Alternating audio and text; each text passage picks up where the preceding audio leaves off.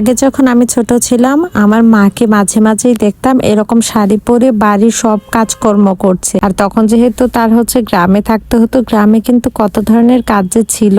তো সেসব কাজ দেখলে আমি শুধু বারবার বলতাম তুমি কিভাবে পারো এইসব কাজগুলো করতে। মা কিন্তু বারবারই হেসে দিয়ে আমাকে একটা কথাই বলতো, বা যখন তোর সংসার হবে তখন বুঝতে পারবি।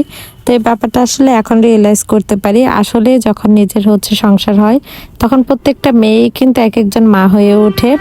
আর প্রত্যেকটা মেয়ে কিন্তু নিজের যখন একটা সংসার হয় তখন সে সব ধরনের কাজগুলো কিভাবে যেন একাই পেরে যায়। আমি তো কখনো কল্পনাও করতে পারতাম না যে এরকম শাড়ি পরেও কি আদৌ কাজ করা যায়। আমি যখন আগে শখের বসে মাঝে মাঝে বিয়ের আগে এরকম শাড়ি পরতাম, আমি তো জাস্ট হাঁটতেই পারতাম না, একটু একটু করে হেঁটে হেঁটে ঘুরতাম। আর কোনো একটা কাজও আমার মা হাত লাগাতে দিত না। যখন আমি কোনো নতুন কাপড় পরতাম আমি তো কোনো কাজই করতে পারতাম না, খাবারটা আমার মা খাওয়িয়ে দিত, এরকম একটা অবস্থা ছিল। আর সেই আমি এখন শাড়ি পরেও কত সুন্দর সব ধরনের কাজকর্মগুলি করতে পারি। তো সেদিন এরকম সেজে গোজে একটা দাওয়াতে গিয়েছিলাম।